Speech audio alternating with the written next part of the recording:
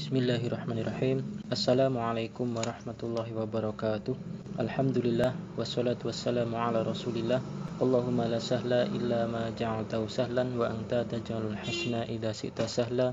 Rabbi shrah li sadri wa yassir li amri wahlul 'uqdatam min lisani yafqahu qawli. Apa kabar anak-anak semua? Pada kesempatan kali ini kita bisa bertemu kembali meskipun dalam keadaan online. Kita akan melanjutkan belajar kita pendidikan agama Islam kelas 5. Kita akan mulai melanjutkan pada bab 2, yaitu mengenal nama Allah Subhanahu wa taala dan kitab-kitabnya. Pada bagian A, yaitu adalah mari mengenal Allah Subhanahu wa taala, atau biasa disebut dengan ma'rifatullah, mengenal Allah. Mengenal Allah adalah merupakan kebutuhan yang sangat pokok bagi setiap manusia, karena mengenal nama dan sifat Allah adalah ilmu yang paling utama. Bagaimana untuk mengenal Allah Subhanahu wa taala? Salah satunya diantaranya adalah dengan mengenal nama-nama Allah Subhanahu wa taala atau mengenal Asmaul Husna. Maka pada kesempatan kali ini kita akan mempelajari bersama tentang Asmaul Husna. Yang pertama adalah Al-Mumit. Al-Mumit artinya Allah Maha Mematikan. Allah Subhanahu wa taala dialah yang menghidupkan dan dia pula yang mematikan. Hanya Allah yang mempunyai hak untuk menghidupkan dan mematikan. Allah Subhanahu wa taala berfirman di dalam Al-Qur'an, Quran surat Al-Hadid ayat yang kedua, A'udzubillahi minasyaitonirrajim. Bismillahirrahmanirrahim. Lahu mulkus samawati wal ard, yuhyi wa yumitu wa huwa ala kulli syai'in qadir. Kepunyaannya lah kerajaan langit dan bumi, dia menghidupkan dan mematikan, dan dia maha kuasa atas segala sesuatu. Quran surat Al-Hadid ayat yang kedua.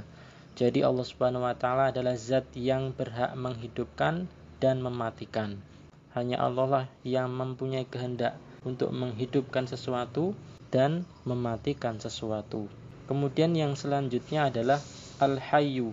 Al-Hayyu artinya Allah Maha Hidup. Artinya bahwa Allah Subhanahu wa taala hidup kekal selamanya. Allah Subhanahu wa taala menciptakan kehidupan ini. Dia yang menghidupkan makhluknya sesuai dengan kehendaknya. Dia pula yang mematikan dan membangkitkan kembali pada waktu yang lain. Allah Subhanahu wa taala berfirman, A'udzubillahi minasyaitonirrajim. Bismillahirrahmanirrahim. Allahu la ilaha illa huwal hayyul qayyum. Allah tidak ada Tuhan yang berhak disembah melainkan Dia yang hidup kekal lagi terus-menerus mengurus makhluknya. Quran surat Ali Imran ayat 2. Manusia harus menyadari bahwa kehidupan manusia di dunia ini hanyalah sementara. Kehidupan yang sesungguhnya bagi kita adalah hidup di akhirat.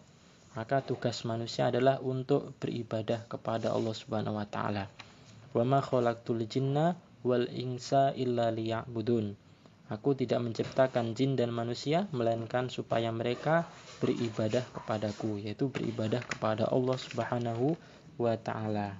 Jadi hanya Allah lah yang akan senantiasa hidup kekal selama-lamanya, sedangkan kita manusia pasti akan mengalami kematian, dan kematian itu adalah awal daripada kehidupan yang sebenarnya.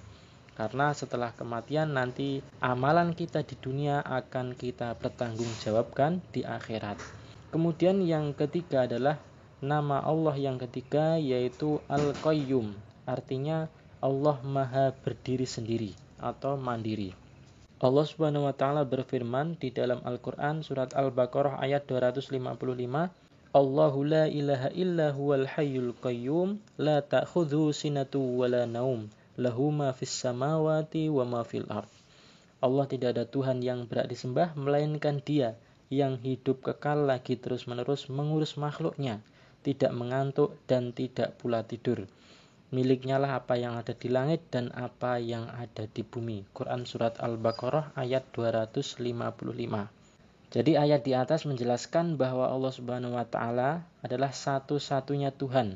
Allah Subhanahu wa taala adalah zat yang berdiri sendiri, agung sifatnya dan tidak memerlukan apapun dari makhluknya, baik dari malaikat, jin ataupun manusia. Jadi Allah Subhanahu wa taala mampu menegakkan bumi, langit dan segala makhluk yang ada di antara keduanya.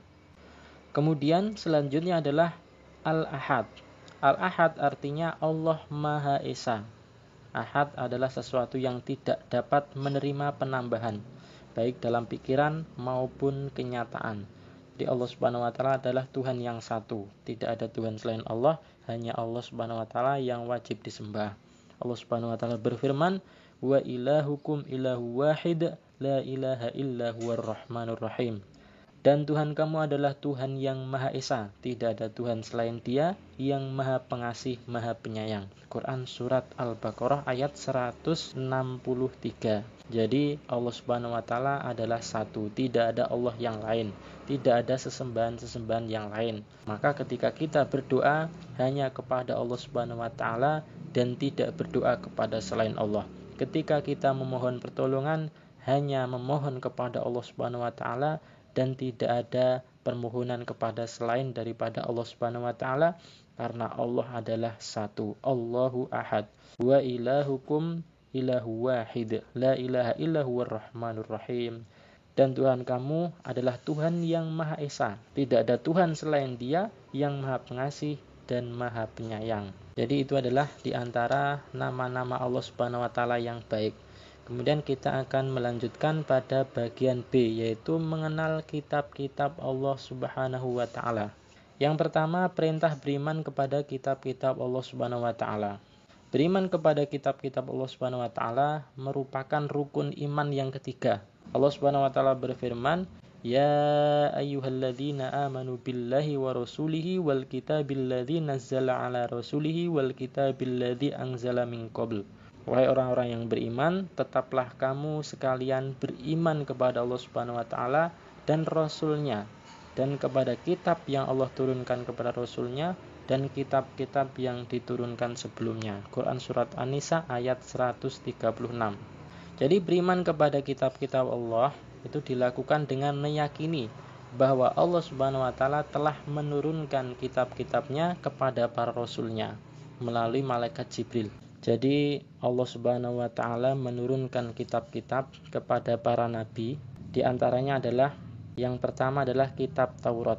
Kitab Taurat diwahyukan oleh Allah Subhanahu wa taala kepada Nabi Musa pada abad yang ke-12 sebelum Masehi di daerah Israel dan Mesir. Kitab Taurat menggunakan bahasa Ibrani. Jadi kitab Taurat diturunkan sebagai pedoman hidup bagi kaum Bani Israel. Allah Subhanahu wa taala berfirman di dalam Quran Surat Al-Maidah ayat 44 sebagai berikut, "Inna anzalna taurata fiha hudaw wa nur." Jadi kitab Taurat ini adalah berlaku untuk Nabi Musa alaihissalam dan kaumnya pada masa Nabi Musa alaihissalam. Jadi kitab-kitab terdahulu itu adalah untuk para nabi dan untuk umatnya pada zaman itu. Sedangkan Al-Quran itu adalah penyempurna daripada kitab-kitab terdahulu. Jadi di dalam kitab-kitab yang diturunkan sebelumnya itu semuanya sudah ada di dalam Al-Quran. Al-Quran adalah kitab yang sempurna, kitab yang terakhir, dan tidak ada kitab lagi setelah Al-Quran. Kemudian yang selanjutnya adalah kitab Zabur. Kitab Zabur diwahyukan oleh Allah Subhanahu wa taala kepada Nabi Daud dan berlaku untuk umatnya Nabi Daud, yaitu Bani Israel. Ketika beliau menduduki tahta sebagai raja Bani Israel pada abad yang ke-10 sebelum Masehi di tanah Kan'an, Nabi Daud alaihissalam hanya diperintahkan oleh Allah Subhanahu wa taala untuk mengikuti syariat Nabi Musa alaihissalam. Firman Allah Subhanahu wa taala dalam Al-Qur'an surat Al-Isra ayat 55, "Wa ataina Dawuda zabura." Dan kami berikan Zabur kepada Daud alaihissalam. Quran Surat Al-Isra ayat 55. Kemudian yang selanjutnya adalah kitab Injil. Kitab Injil diwahyukan oleh Allah Subhanahu wa taala kepada Nabi Isa alaihissalam pada abad 1 Masehi di daerah Yerusalem. Allah Subhanahu wa taala berfirman di dalam Al-Qur'an surat Al-Maidah ayat 46, "Wa atainahul injila fihi hudaw wa nur." Dan kami telah memberikan kepadanya Isa kitab Injil, sedang di dalamnya ada petunjuk dan cahaya yang menerangi. Quran Surat Al-Maidah ayat 46. Jadi kitab Injil ini berlaku bagi kaumnya Nabi Isa. Selanjutnya adalah kitab Al-Quran. Al-Quran adalah kitab terakhir yang diturunkan oleh Allah Subhanahu wa taala pada abad ke-6 Masehi di Mekah. Al-Quran diturunkan bertujuan untuk menyempurnakan kitab-kitab suci sebelumnya. Menurut bahasa, Al-Quran artinya adalah bacaan atau yang dibaca.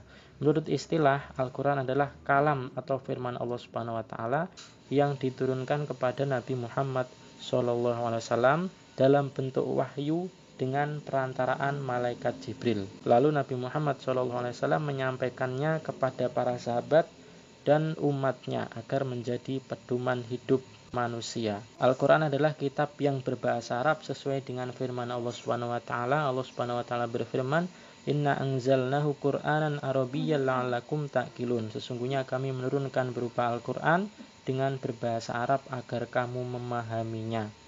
Dan juga Allah Subhanahu wa taala berfirman, "Inna nahnu nazzalna dzikra wa inna lahu lahafidun." Sesungguhnya kamilah yang menurunkan Al-Quran dan sesungguhnya kami benar-benar memeliharanya. Quran Surat Al-Hijr ayat yang ke-9. Allah Subhanahu wa taala menurunkan kitab-kitab ini kepada para nabi-nabi. Di antaranya adalah nabi kita Muhammad SAW dan juga para nabi terdahulu. Jadi kitab Taurat adalah diturunkan kepada Nabi Musa, kemudian kitab Zabur diturunkan kepada Nabi Daud, kitab Injil diturunkan kepada Nabi Isa, dan kitab Al-Quran diturunkan kepada Nabi Muhammad SAW. Jadi kitab-kitab ini semuanya adalah membawa ajaran tauhid. Tetapi kitab-kitab yang diturunkan kepada nabi-nabi terdahulu itu hanyalah berlaku untuk nabi terdahulu dan umatnya pada masa itu. Nah, sedangkan pada saat ini adalah kitab yang diturunkan oleh Allah Subhanahu wa taala adalah kitab Al-Quran. Ya. Al-Quran itu adalah kitab penyempurna. Dan ajaran-ajaran yang ada pada kitab-kitab terdahulu itu semuanya sudah ada di dalam Al-Quran. Maka kita umat Nabi Muhammad SAW yang berada di akhir zaman cukuplah untuk membaca Al-Quran, karena Al-Quran adalah kitab penyempurna dari kitab-kitab terdahulu. Sedangkan kitab-kitab terdahulu yang disampaikan oleh Allah Subhanahu wa taala kepada nabi-nabi terdahulu itu hanyalah untuk para nabi dan umatnya pada zaman itu. Demikian anak-anak pelajaran kita pada kesempatan kali ini. Mudah-mudahan dengan demikian kita bisa mengenal Allah Subhanahu wa taala dan kitab-kitabnya melalui Asmaul Husna dan kitab-kitab Allah Subhanahu wa taala yang diturunkan kepada para nabi. Insyaallah akan kita lanjutkan pada pertemuan yang berikutnya. Mari kita akhiri dengan membaca hamdalah dan doa kafaratul majlis. Alhamdulillahirabbil alamin. Subhanakallahumma bihamdika asyhadu an la ilaha illa anta astaghfiruka wa atubu ilaik. Wabillahi taufiq wal hidayah. Wassalamualaikum warahmatullahi wabarakatuh.